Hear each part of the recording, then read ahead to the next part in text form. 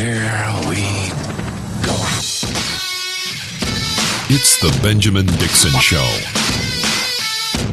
Your mission, should you choose to accept it, is not merely peace in our time, but peace in all time.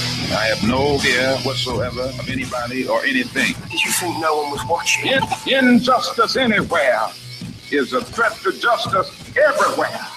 your mission. Suppose we go where no man has gone before. To reclaim the American dream, to be given the right of human beings to be afforded equal rights and equal opportunities.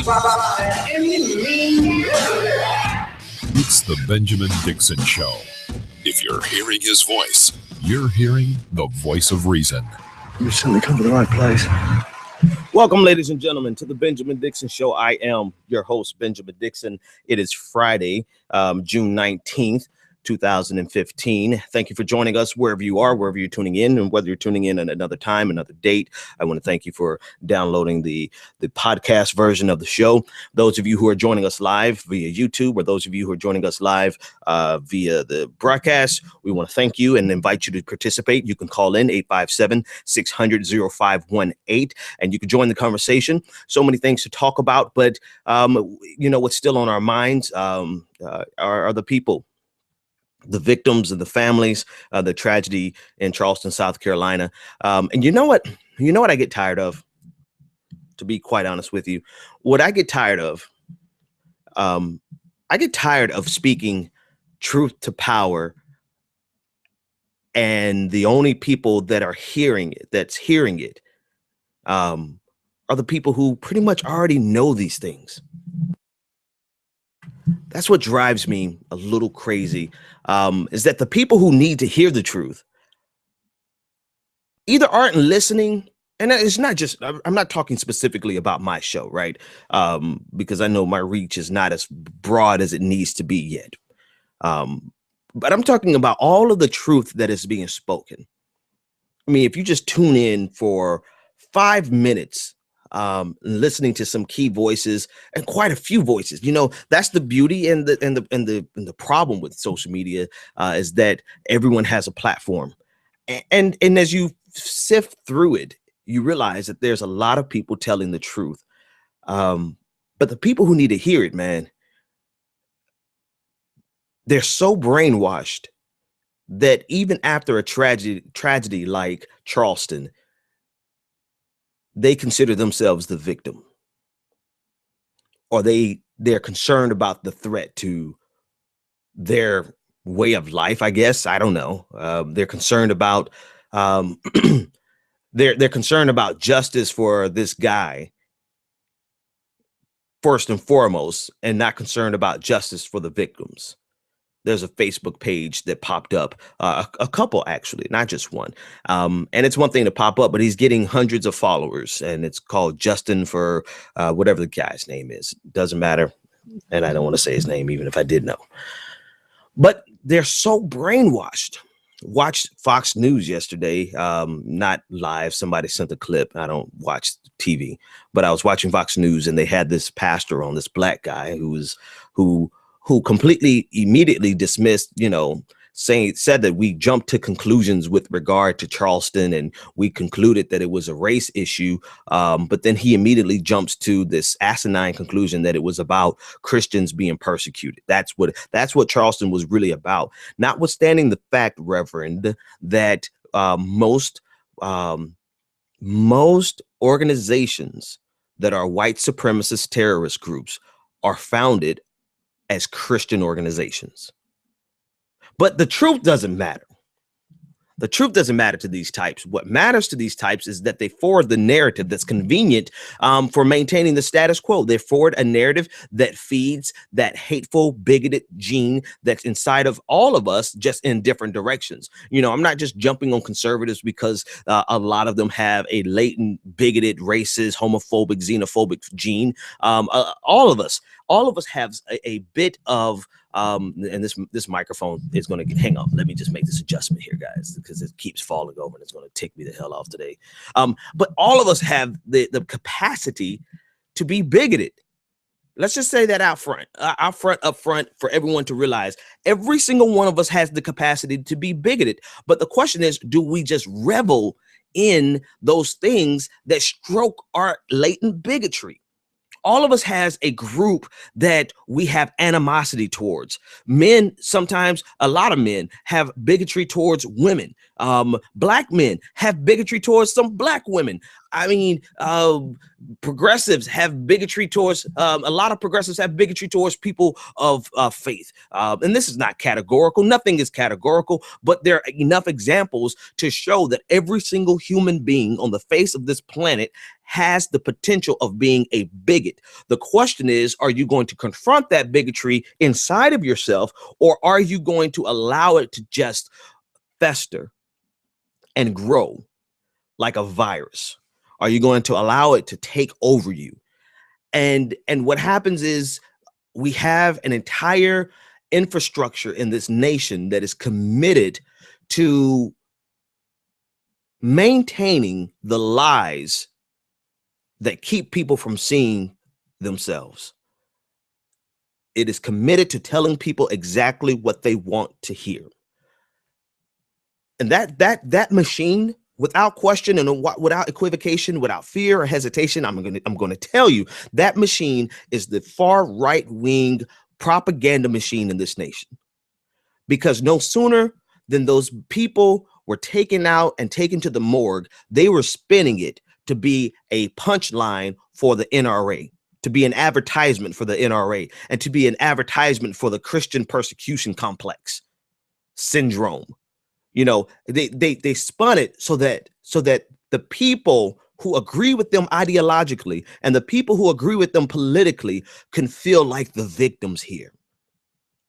And not only do they do that, but what makes it worse is that they humanize. How often do they humanize Black victims? Instead, they villainize Black victims because that's what their audience wants. That's what their audience feeds on. That's what their audience identifies with. But what do they do here? They don't even tell you the stories of the people that were killed. They tell you that this guy was quiet and reserved and an introvert, and no one expected this from him, and then somebody else did expect this from him, and that this couldn't possibly be about race. And they humanized this boy. That's the very first thing they did. So let's do the math here, right?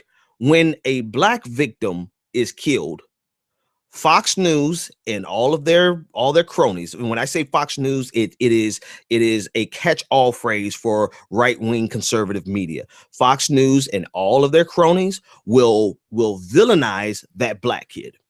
They will make him out to be an animal, or say he's no angel or she's no angel in the most recent event. So that the victim becomes the culprit and the actual culprit becomes the victim. And then I listen to people like in this case, Malcolm X. And I listened to him in 1964, 1965. And I realized that 50 years later, the media is doing exactly what he said that they do, that they have the ability to make the victim the villain. And then they have the ability to make the villain a victim. And they will have you hating the person that has been victimized. And they will have you loving the person that has done the victimization. Where we may as well be in 1965. So I get tired of hearing the truth sometimes. I get tired because the people who need to hear it are brainwashed because we allow for these false equivalencies. We allow for this idea to be in public that, and I guess when I say we allow, I guess it's I don't know. Is it a natural byproduct of our democratic process? Is it a natural outflow of the freedom of speech that people would be allowed to lie so ferociously that you can't distinguish between truth and propaganda? Or at least a segment of our society, or they're fed. This is how, I mean, it's like sheep to the slaughter. You're fed constantly over and over again, all of the things that you want to hear, notwithstanding the fact that most of the things that you're hearing are complete, utter lies. And so the people who need to hear the truth now look at the truth as lies. That is what's frustrating. It doesn't matter how much it doesn't matter. We can tell them over and over and over again that racism is a real problem. We could tell them that the environment has a real problem. We can tell them that poverty is a real problem. We can tell them that discrimination against LGBTQ is a real problem. We can tell them that women face so much harassment and catcalling. We can tell them it's a real problem, but no matter what happens, there's always a counter narrative that's considered the other side of the argument, when in actuality it's nothing more than propagandistic lies. But because it strokes that bigoted, quiet gene that's in every single one of us in one form or fashion, because it strokes that gene, they eat that crap up. They eat it up. And they always think, so long as they have a major news network, and they have newspapers, and they have countless hours of talk radio that's going to feed them these lies, if they hear it over and over again, it doesn't matter how untrue it is, if they hear it over and over again, they will believe that they are on the side of justice, and that the injustices have been against them. They will believe that Christians are persecuted in the United States of America. They will believe that men are persecuted in the United States of America. They will believe that white people are the real victims of racism in America. Not black people. No, not racially profiled on every given day, stopped and frisked black people. No, they are not the ones that suffer from racism. White people suffer from racism. And let Bill O'Reilly tell it, white Christian men it's open season on white Christian men. And that, my friends, is the level of lies and propaganda that we're fighting against, which they honestly can think, they will honestly believe that there is a war against Christmas before they will believe that there is racism in the United States. What do you do when half of the country is so propagandized that they could not know the truth if it's set down in front of them?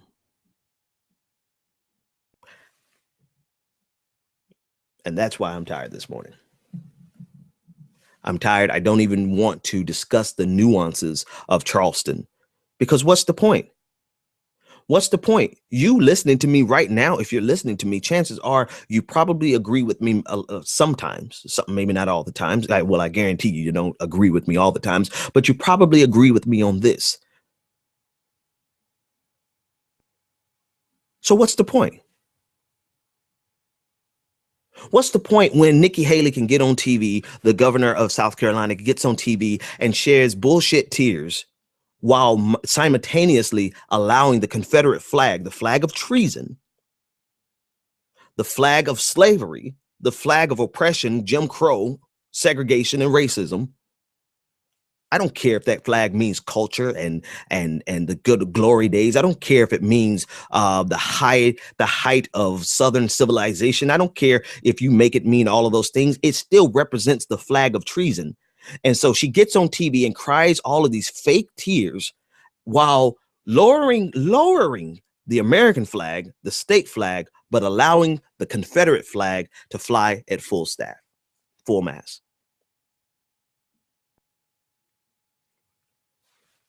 This, my friends, is the America that we live in today.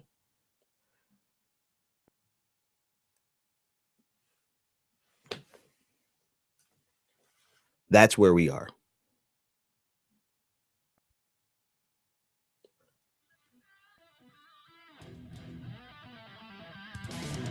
When we come back, I'm going to let Jon Stewart have his say about South Carolina.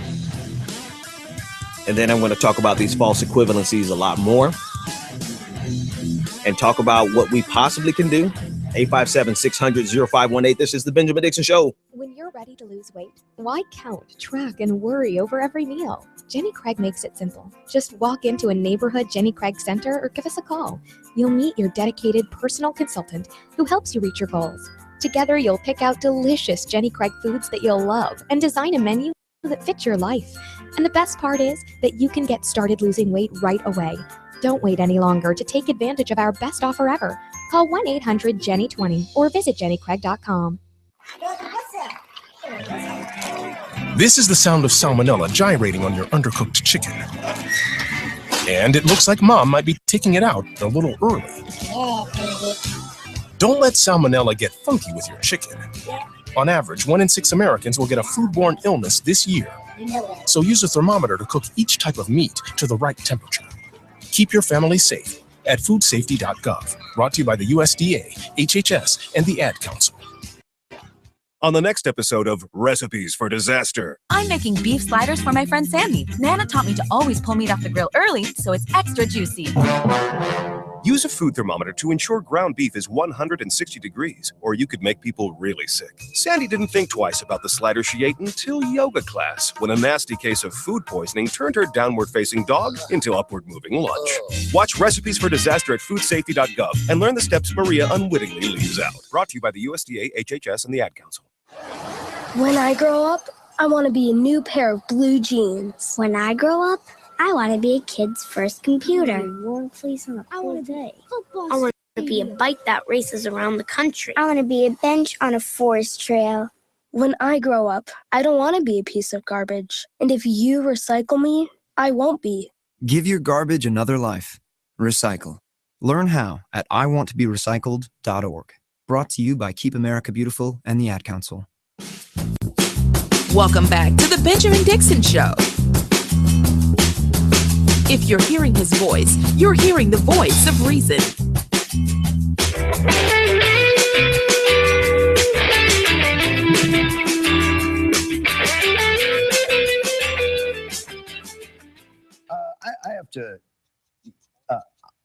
I have one job, and it's a pretty simple job. I come in the morning, and we look at the news, and I write jokes about it, and then I make a couple of faces and like a noise, like a,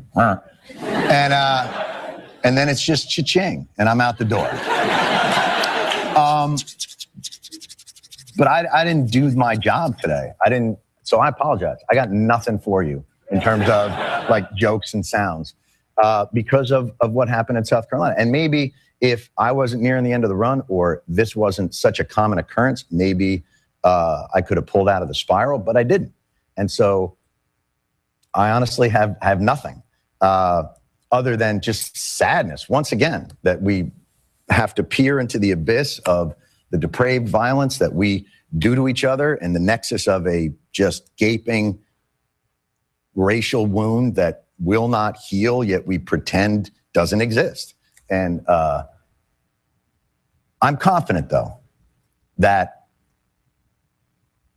by acknowledging it, by staring into that and seeing it for what it is, we still won't do jack.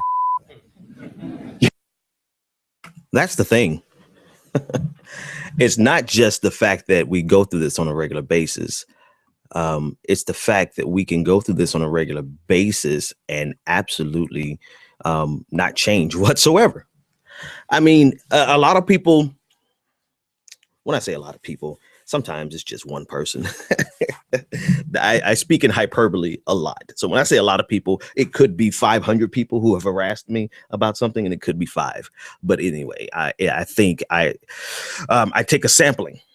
When I hear people say things to me, it's a sampling of what other people are thinking. And so I say a lot of people get upset with me because I don't focus solely on race, and I don't cater to the uber hyper aggressive militant side of me, because it's there, right? It's absolutely there. I mean, I absorb the Black Panther Party ideals into me when I was younger. Yes, go ahead and quote me.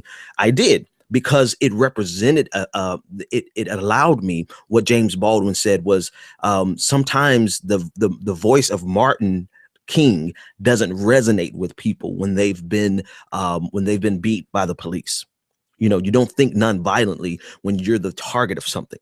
And I remember several occasions in Daytona Beach, Florida, where I was harassed by the police. Pulled so many, I can't even tell you how many times I was pulled over and nothing happened except they harassed me. They just, you know, where you going, what you're doing, and who is this and who is that, and that, give me your ID and sit down here, and why are you talking back, and and all these things. I can't tell you how many times that happens to me. That happened to me while I was in Central Florida.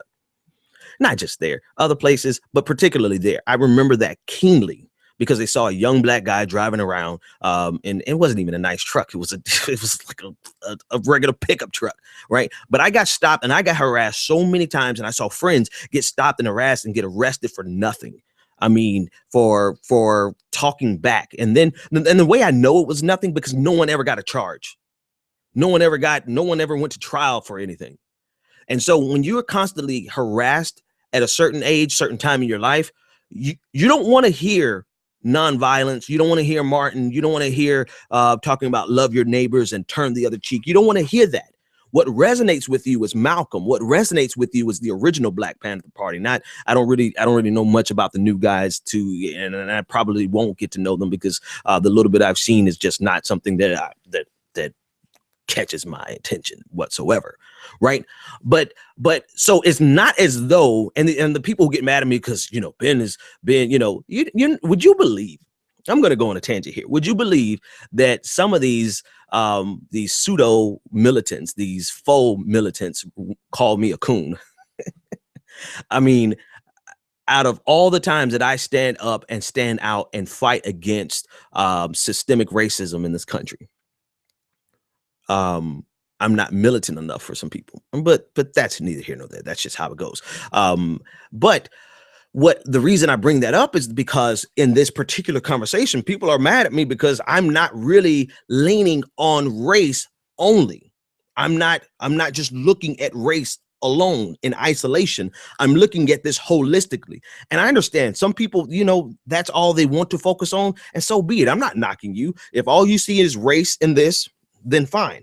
I see more than race. I definitely see racism. I see white supremacy at its worst. I see how evil and how hateful that kid was to be able to sit there for an hour with people who loved on him for that hour. I know they loved on him. I know they embraced him. I know they shook his hand. I know that they hugged him because I understand what Bible study is like at a church. I understand that people asked him to read a scripture and he probably said no. I understand that that they looked at him and embraced him and welcomed him and greeted him with open arms. But the hatred and evil in him, the racism, the racial animus, and the white supremacy that was taught to him, because at 21 years old, he wasn't old enough to know about apartheid.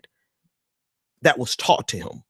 It was so deep and so rooted and so vicious that it could look at the people who loved him for that hour and shoot them and gun them down. I am very keenly aware of the level of hatred and racism that was involved in this. However, I am also aware of the continuing narrative in the United States that is not only a narrative of white supremacy, but it's also a narrative of gun violence, where we can look at children at Sandy Hook getting slaughtered and massacred, and we don't bat an eye. We don't miss a beat. The very first thing we do is go and cry that someone wants to take away our Second Amendment rights. And I know there's a lot of militant Black people right now that are saying, well, we want those rights and we have those rights and we're going to get our own guns. That's fine. Everybody gets guns. You get guns. I get guns. They get guns. The racists get guns, and the Black Panthers get guns, and the Nation of Islam gets guns, and the Black guerrillas, they already have guns. Everybody gets guns, right? The police have guns. The military have guns. At the end of the day, what are we going to do with them besides kill each other? Now, don't get it twisted. Push comes to shove. I will use a gun. And I think that's the thing that bothers me the most. You got a lot of people, white and Black, racist and militant, running around here talking about how bad they are and talking about the guns that they want to get and the Second Amendment rights, and we're going to do this and we're going to shoot back and we're going to shoot you and all this kind of stuff. But the real thing is, when you get a person who is reluctant about using that type of violence and you make them have to use it, they will kill every person in that room. It is the most peaceful person that you have to worry about. Because if you turn the peaceful, nonviolent church people who have turned the other cheek for generations, who have loved their neighbor and loved their enemies. If you turn that type of person violent, there will be nobody left standing. If you turn, I remember reading a journal article. Actually, no, it wasn't a journal. It was a book. It was just a book. I was reading a book on Kennedy, and they talked about the fact that Kennedy was a idealistic man, that he was a man. He wanted peace. He wanted peace above all else. That was one of his goals. He wanted to bring an end to the Cold War that had just not in his time recently gotten started. That was his goal. He was a man of peace. But the person who was closest to him said that his greatest fear was that that the Russians would push Kennedy to use the bomb. And he said, if they push him and he has to defend the United States of America, he will do it. In other words, when you push a peaceful person so far, they will become the most violent person that you have ever seen imaginable. Not because they're running around talking about how tough they are and they have guns and we have guns and we're gonna shoot back and we're gonna do this and no, simply because peace to them is so important that they will wage war as ferociously as they need to, as quickly as they need to get back to peace. Those are the people that you need to be afraid of. And so for everybody out here talking smack, people have been talking about shooting back for 50 years. You have been able to get licenses to guns forever, relatively speaking, hyperbolically speaking. So why don't you have your gun already? Why was it that the people protesting in McKinney, Texas, had to walk through an entire area where white men were hiding in bushes with their guns? But where was the black militants with their guns? See, I have a very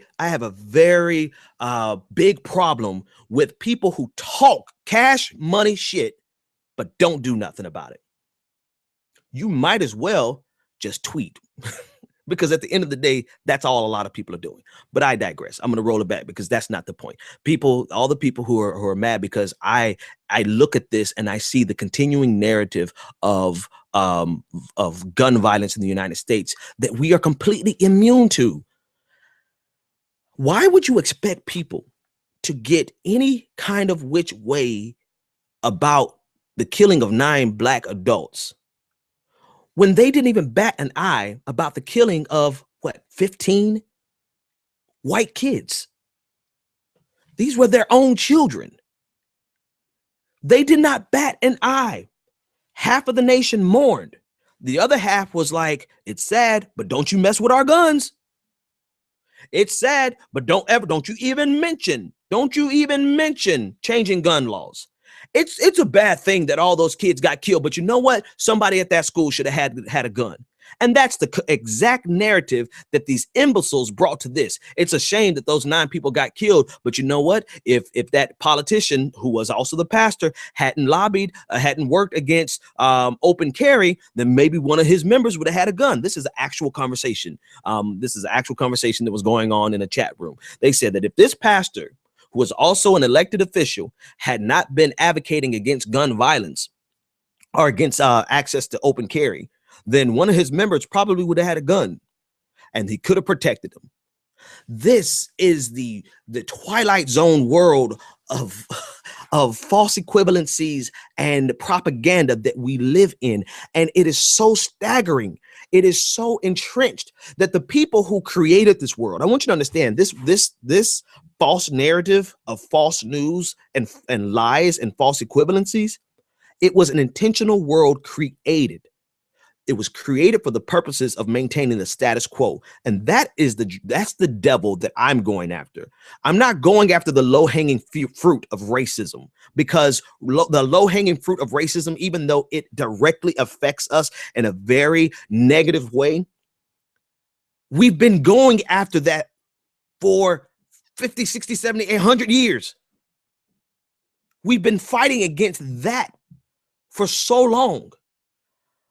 But it dawned on me that racism and white supremacy is merely a tool. It is just a symptom. It is a side effect of the real sickness. And the real sickness is the status quo economically and politically. The people who want to maintain political and economic control over the United States, and not just, let me get more specifically. They want to maintain the control over government resources. They don't want to see a dime going to create the general welfare. They want to see every penny going to corporate welfare and defense contractors. And they want to make sure that the government, that the wealth that they extract from all 350 million people in this nation, in one form or another. I don't care if you're living in poverty and never paid income taxes, you have paid another type of tax. They want to make sure that every dime that is extracted from the United States of America goes to corporate welfare and governmental contracts and goes to defense contractors. That is their sole purpose in life. It has always been about money. And racism is simply a convenient tool to keep poor. Oh, I think I just blew out my microphone.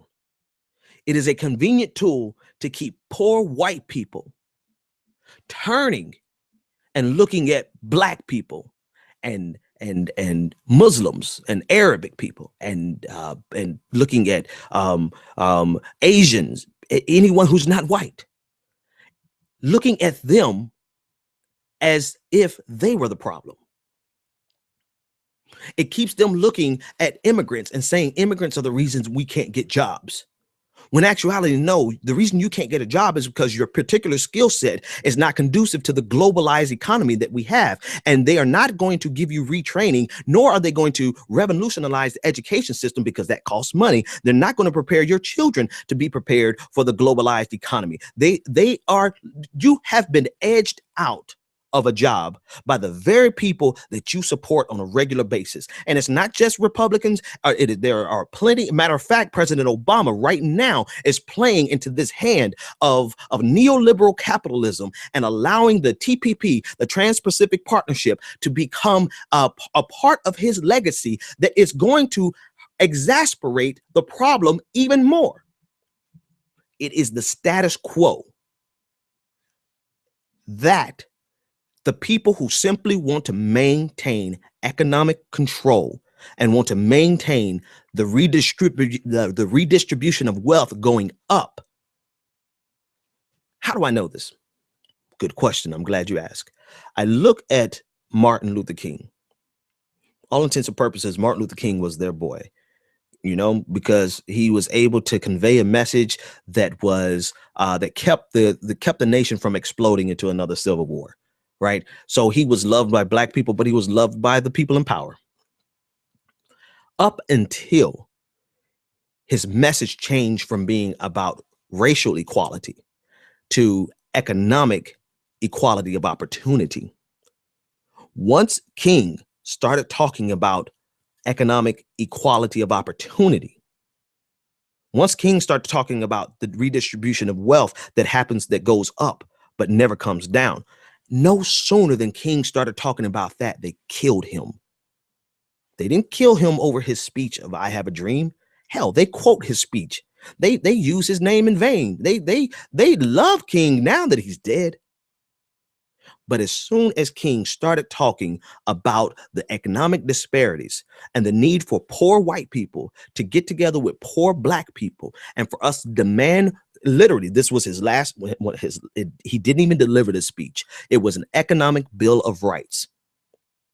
There's a draft right now. You can get links on my site. Go read the economic bill of rights. He did not even get a chance to deliver that speech. And so I'm saying all this to say that it is not simply about how racist America is. It's the question of, why is America so racist? America's not racist just because they look at dark-skinned people and be like, oh, I hate them. No, America is racist because they realize that there's a segment of our society that they can blind, that they can put, and this is the modern racism. You know, we can go back generation by generation, and you can see how it morphed to be to a particular end. Racism has always had a particular end. Racism is not the end; it is the means to the end. And so, I'm sorry if I don't get caught up and stuck right at racism. I recognize it. I talk out about it. I speak out about it. I write about it. I blog about it. I make videos about it, and to the point where a lot of my listeners are like, another racism story. But I don't stop there, because racism and white supremacy has always been, as Ta-Nehisi Coates said, it has always been about extracting wealth.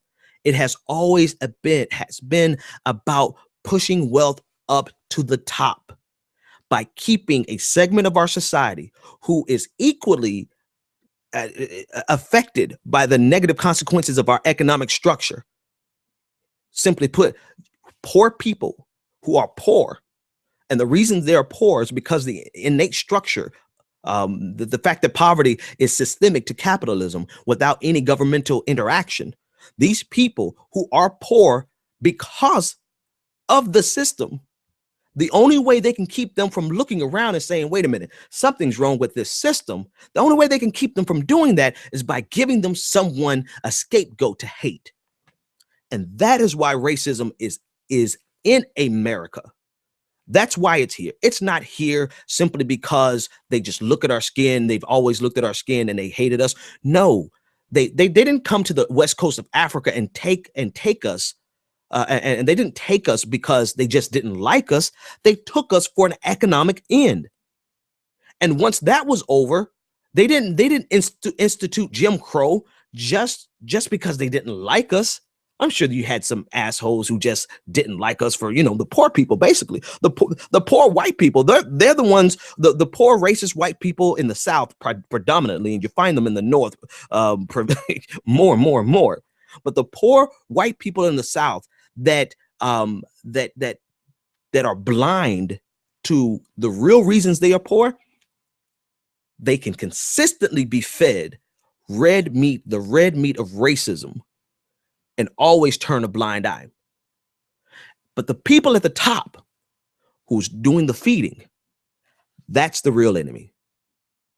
The people who run Fox News, not even the anchors at Fox News. The anchors at Fox News are just getting their paycheck, and they're great actors. They're actors. They don't believe, I guarantee you, they don't believe 90% of the foolishness that they say, but they're getting a check big enough so that they can pay for all the things that they need to pay so they can have their American dream. It's not just the anchors over there. It's not just the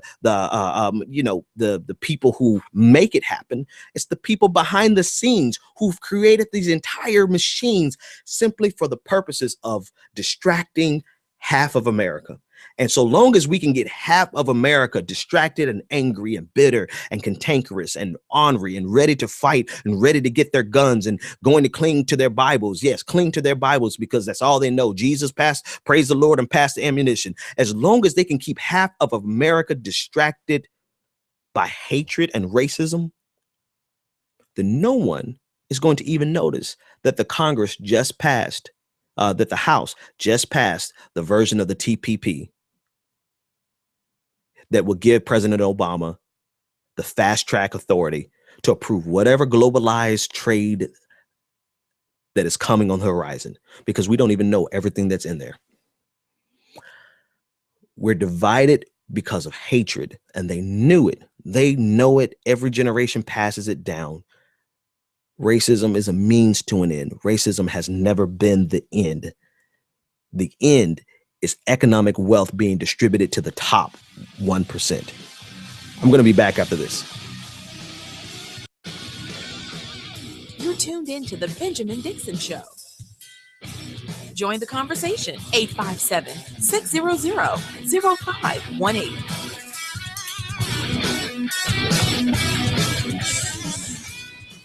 Looking for the right business opportunity? Need the right product, the right marketing plan, and the absolute best training in the world? Well, look no further. The Elite Team. Every leader in time excels. They believe the key ingredients in becoming successful in life and in business are just a keystroke away. Go to www.eliteteamsite.com. That's www.eliteteamsite.com. The Elite Team has a system in place that will move you closer to achieving your goals and dreams. Visit www.eliteteamsite.com or TonyFlemingEnterprises.com today. College is important, but it can also be expensive. College Planning Services is a group of educators, administrators, counselors, and other licensed professionals that work together to provide the necessary services, networks, and information to reach students that are serious about getting a college education. College Planning Services partners with financial institutions, corporate sponsors, and other major players in the global market to strategize in building a pool of information regarding financial aid, scholarships, and funding information to assist students in preparing to access the essential resources to build upon their path to an educational future. Learn more at collegeplanningtoday.com and let us help you start your college career.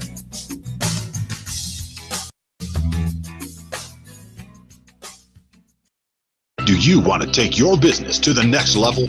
Ultimate Business Solutions provides the support you need to increase your customer base and sell more products and services online. Specializing in graphic arts, web development, and internet marketing, Ultimate Business Solutions creates the face of your business. If you're looking for a custom logo, dynamic website, or popping marketing material, call Ultimate Business Solutions today at 404-704-2197 or visit www.ultimatebizsolutions.com. Ultimate Business Solutions. Let us create your future.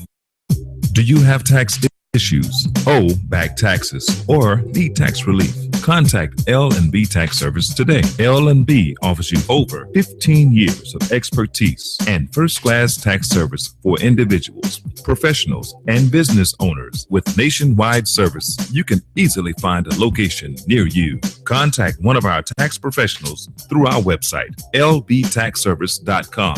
That's www.lbtaxservice.com. L&B Tax Service Incorporated. Tax professionals that you can trust. You've tuned in to The Benjamin Dixon Show. Hey, no, no, hey, no, no. We read one day, we hold these truths to be self-evident, that all men are created equal. We must also realize that the problems of racial injustice and economic injustice cannot be solved without a radical redistribution of political and economic power. We read one day, we hold these truths to be self-evident, that all men are created equal, that they are endowed by their Creator with certain inalienable rights, that among these are life, liberty, and the pursuit of happiness.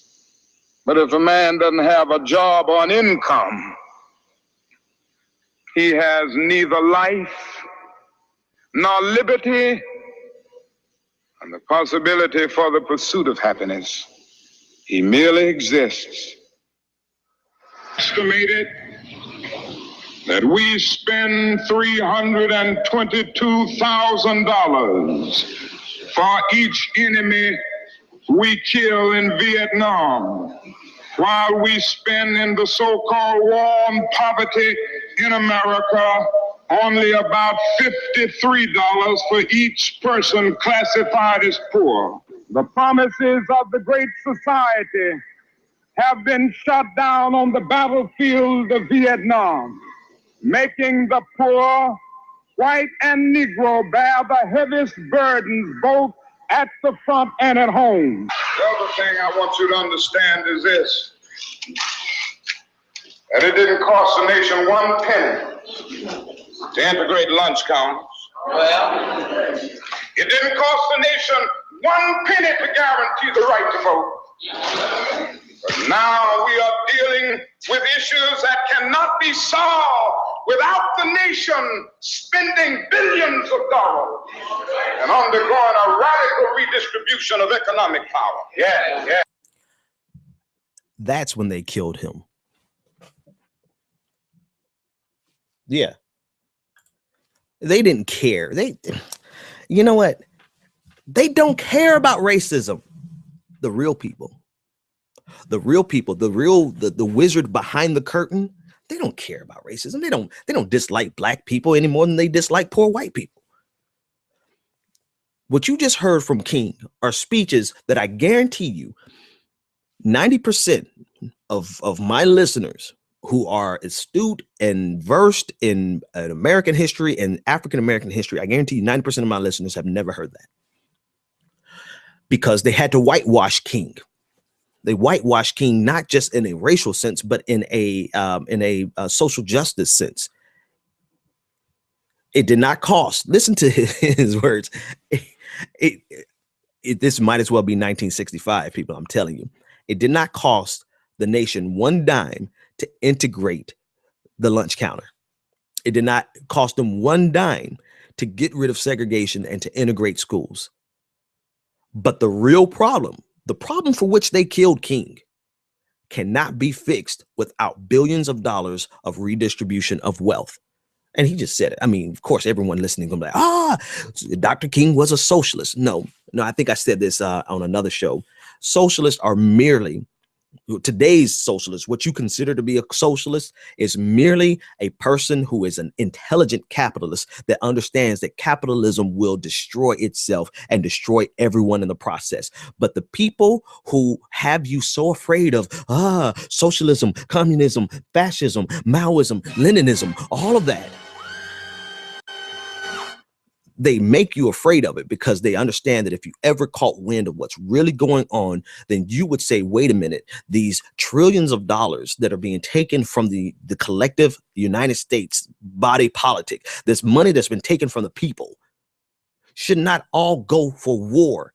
And when we say go for war, that's a very specific phrase, people, that goes to defense contractors. It goes to people who build the weapons.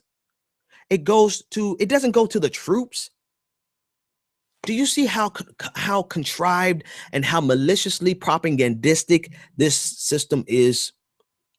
They will have you crying to the Star Spangled Banner when the troops' bodies get shipped home. They will cry about patriotism. They will wave the American flag, and you'll get that little twinge in your heart of patriotism, and realize that, they have you saying that you can't speak out against anything about the wars, plural now, that you can't say anything negative about the wars, because if you don't, you're not supporting the troops. But because you can't say anything about the war, you can't address the fact that the troops don't get paid any money to put their lives on the line. They don't get any money after the fact. They come home and they're homeless. The people who get the money, because you're quiet about the war, the people who get the money are the people who build the weapons for war. But we spend all of our money there, and we have done nothing on the war against poverty. Actually, it's even worse than that. We've gone backwards with regards to creating and sustaining a middle class.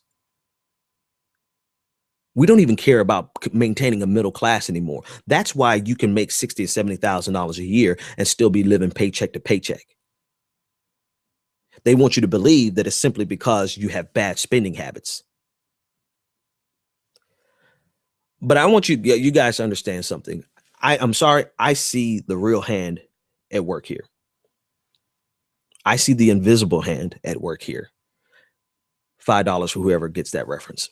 I see the real invisible hand at work here. And racism, the evil that we saw in South Carolina, I'm not belittling it when I say this. I just want to put it in its proper context. That boy was nothing more than a handmaiden of a political economic class that wants to maintain power and wealth. That's all he was. Sure, he was trained by white supremacist groups, but white supremacist groups are nothing more than a handmaiden for people who want to maintain political and economic wealth. Racism is a means to an end. And I, for one, think that maybe if nothing has changed in the last 100 years, as someone commented, if nothing has changed in the last 100 years, maybe we've been going after the wrong target. Maybe attacking racism is is the distraction, when we really should hit them where it hurts, which is in their pocketbooks. And that, my friends, is the type of stuff that will get you killed. And it got Dr. King killed. In a lot of ways, not to be a conspiracy theorist, but I can connect that hand to what got Malcolm killed. That's definitely what got the two Kennedy brothers killed, without question. Without question. The sad and unfortunate truth about South Carolina is that it will continue to happen. It happened at Sandy Hook. It just happened here because of the hatred, the hatred that racism and white supremacy fosters. It will make you look in the eyes of people who had just shook your hand, just hugged you, read a scripture to you, said a prayer for you. It'll make you look in their eyes and kill. And that is the monster that has been created and sustained in this country for hundreds of years. That is the devil.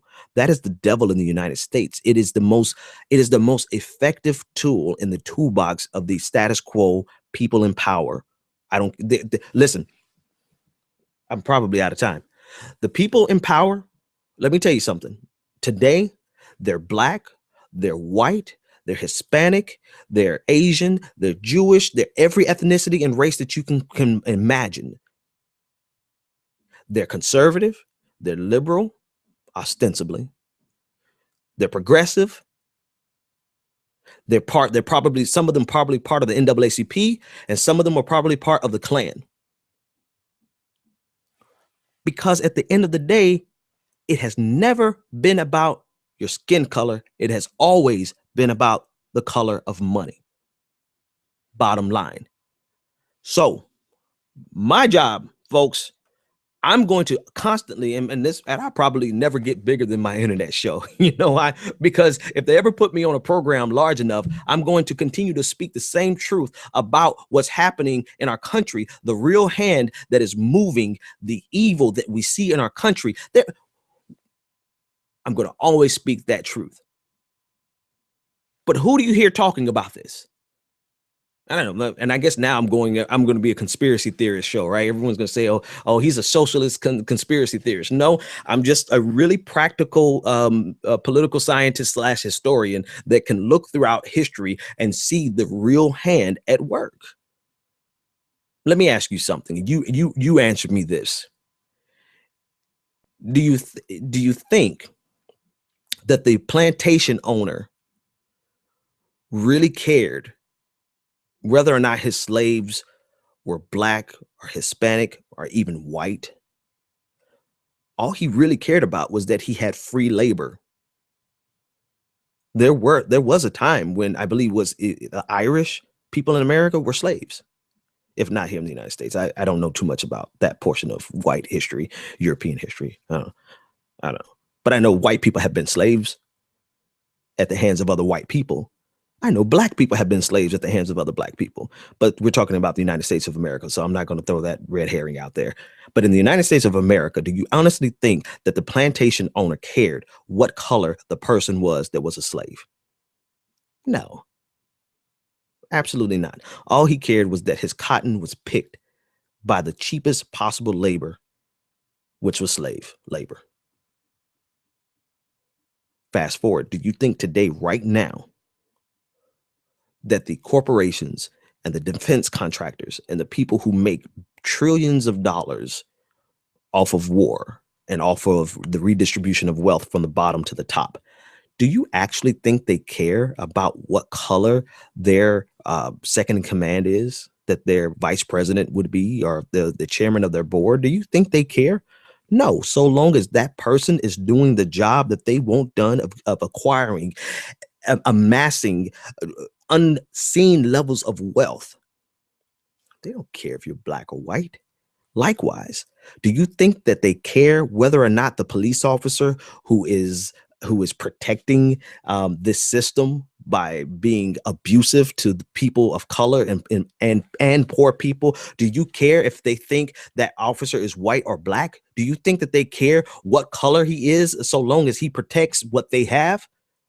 Absolutely not.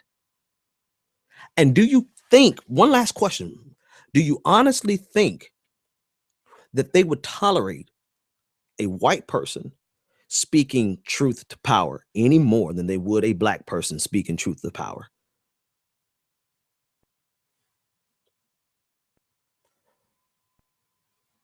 It has never been about race at the end of the day. Race has always been the means to the most convenient, the most repugnant and potent. That's the word. It has been the most potent means to an end. And it has been that which African Americans have suffered through the most. But if we ever stop and pause and ask the question of why racism? Why racism? Then it's going to be one of two things. Either there's another reason. Either you really believe that they just don't like us because of our skin color, which a lot of people genuinely believe. But what good is that? What does that benefit? What does that benefit the powers that be? Or do you? There's so much in this, and I don't have enough time. I think I have like 3 minutes left or something. I don't know. It doesn't matter. Do you honestly think that the nation hasn't changed because the powers that be can't put these racist assholes in check? Do you think that the government, that the not even just the government, but the society, the broader society, the collective society could not publicly shame these people into non-existence? Look at what they. I'm not even going to go there. I'm going to leave that one alone. Our government and our collective consciousness could very well have changed in the last 100 years, could have completely expunged racism from the face of our nation, if not the world, but our nation. Do you honestly think that the government could not have gotten rid of racism, to be redundant? So you have to ask yourself the question, why racism? 100 years of Jim Crow, and we're still dealing with pure racism. You have to ask yourself why. And when I ask myself the question why, I see that racism, what we continuously see, is nothing more than a tool to distract the poorest and the angriest and the bitterest white people who create, who side with 50% of the electorate that allows a system to be maintained that keeps them in poverty, keeps black folks in poverty, keeps the system at the status quo level, and keeps wealth being redistributed to the top. There's plenty of socialism in the United States of America, ladies and gentlemen. It's just going in the direction that you don't think it's going. It's going up and it's not coming down. And racism is the primary tool to maintain that status quo. So get mad at me. Get mad at me and say, well, Ben, you're selling out and you're talking about economics and you're not talking about racism. Well, if you think that at the end of this show, then just do me a favor and don't come back. You just go on to your website channels and Facebook pages and rant about your guns and not even realizing that every penny that you spend on a gun empowers the National Rifle Association, which is part of the status quo. And that no matter how many guns you get, well, anyway, you already know that part. But do you realize that every dime that you spend on a piece of ammunition, you are empowering the very system that sustains racism? That's my conspiracy theory for this Friday. I don't think it's conspiracy, but you probably do, and that's okay. This is the Benjamin Dixon Show. I'm getting the hell out of here, folks. And until that moment comes, when we, the Americans, are able to accept the fact that on that continent we are trying to forge a new identity for which we need each other, that I am not a ward of America. I am one of the people who built the country. Until this moment. That we are brothers. not a question of Jews or Christians or Muslims.